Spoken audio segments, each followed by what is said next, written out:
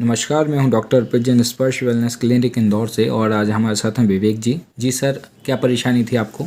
मुझे नेक में पेन था लगभग 15-17 अक्टूबर से। और बीक ये आपकी बैक में भी, अपर बैक में भी, पीठ में पेन था? हाँ, ये मतलब हाँ, बैक के साइड पेन था, पूरा नेक में स्टिफनेस ठीक है। और मसल स्पाज्म जिसको कहते हैं वो था। ठीक है। कब से था ये पेन आपको? 15-17 अक्टूबर से। अक्टूबर मीन्स मंथ? 4 महीने हो गए, 5 चार महीने से। 4-4.5 महीने। ठीक है।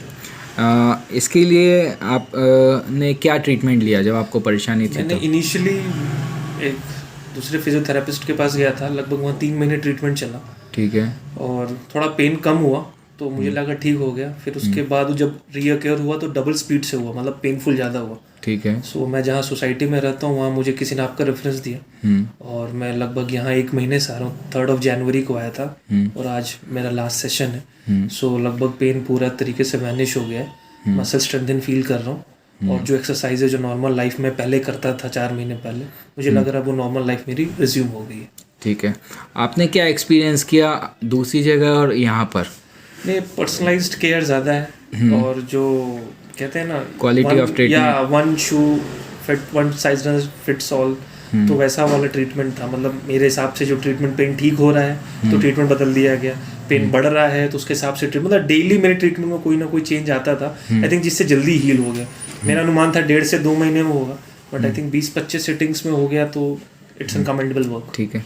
और जैसे आपको यहाँ का पता कैसे चला था? और मेरे नेबर ने, सिल्वर स्प्रिंग में रहता हूँ, निशा प्रेमचंदानी मैडम ने, उन्होंने बताया था कि उनका साइट, आई थिंक सर्वाइकल का बहुत ज़्यादा इशू था। वो तो चक्कर आते थे, वॉमिट्स आते थे, तो उन्होंने बोला जब मेरा ठीक हो गया सालों पुराना तो आपका तो pen is like nothing, Arpit sir ठीक कर दे।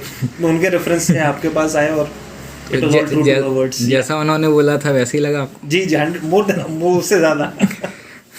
ठीक है, आप सेटिस्फाइड हैं? 100%। आप सजेस्ट कुछ देखिए, क्योंकि जो आपने फील किया, जो आपने परेशानी हुई आपको, 1 मिनट, जो आपको परेशानी हुई, जो आपने फील किया, वो उसका एक्सपीरियंस शेयर करना चाहते हैं कि लोग बाग वो गलती ना करें।